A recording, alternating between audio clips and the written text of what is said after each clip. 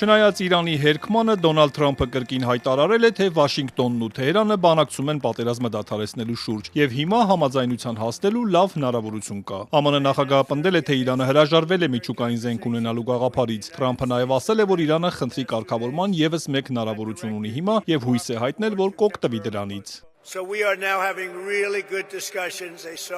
Մենք հիմա իսկապես լավ քննարկումներ ենք ունենում։ Նրանք ուզում են խաղաղություն, նրանք համաձայնել են, որ միջուկային զենք չեն ունենա եւ այլն։ Տեսնենք, թե ինչ կստացվի, բայց ես կասեի, որ շատ մեծ հնարավորություն կա։ Թրամփի հայտարարություններից հետո ամերիկյան լրատվամիջոցները գրում են, թե ԱՄՆ փոխնախագահը կարող է մասնակցել Իրանի հետ հնարավոր բանակցություններին, որոնք կարող են անցկացվել Պակիստանում։ Սակայն Սպիտակ տան մամուլի քարտուղար Քերոլայն Լևիտն ասել է, որ բանակցությունների հարցն անորոշ է եւ ցանկացած բան, որ Սպիտակ տունը չի հաստատել, չպետք է համարվի վերջնական։ Վաշինգտոնից եւ Թեհրանից ստացվող հակասական լուրերի ֆոնին CBS News-ը Իրանի արտգործնախարարության պաշտոնյային հղում հայտնում է, որ ԱՄՆ-ն միջնորդների միջոցով Իրանին է փոխանցել բանակցային առաջարկները, որոնք Թեհրանը հիմա քննարկում է։ Թրամփը 3-15 կետի մասին էր հիշատակել։ Իսկ ինչպես է բանակցություններին վերաբերվում Իսրայելը։ Վարչապետ Բենյամին Նեթանյահուն հայտնել է, որ խոսել է ԱՄՆ նախագահի հետ, ում կարծիքով բոլորի համար շահավետ գործարքնքելու հնարավորություն կա։ Իսրայելը սակայն շարունակում է հարվածները պաշտպանելու իր շահերը, ասել է Նեթանյահուն։ Մենք ջախջախում ենք հրթիռային եւ միջուկային ծրագրերը եւ շարունակում ենք լուրջ հարվածներ հասցնել Հեզբոլլահին։ Ընդամենը մի քանի օր առաջ վերացրեցինք եւս 2 միջուկային գիտնականի եւ սա դեռ ամենը չէ։ Մենք կպաշտպանենք մեր կենսական շահերը ցանկացած իրավիճակում։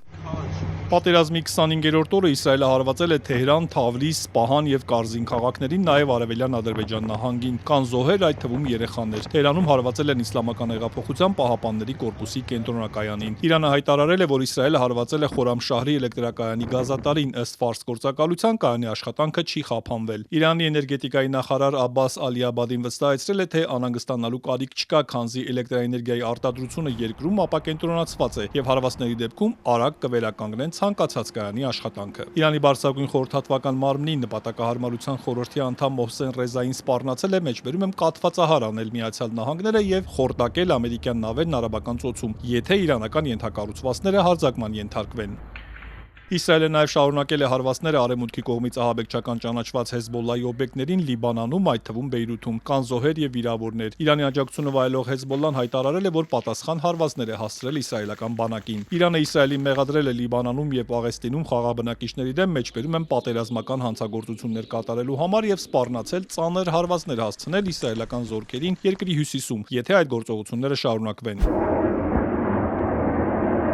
Իրանն իր հերթին հարվածել է Թել Ավիվին, նաև Իսրայելի հարավային եւ կենտրոնական շրջաններին։ Իսրայելական մամուլը հաղորդում է վիրավորների եւ մասշտաբային ավերածությունների մասին։ Իրանը նաև հարվածել է Քուվեյթին եւ Սաուդյան Արաբիային։ Ռոյտերզի փոխանցմամբ անօդաչուի հարվածից Բահրեյնում խափանվել է անպային ծառայություններ մատուցող հսկայի Amazon Web Services ընկերության գործունեությունը։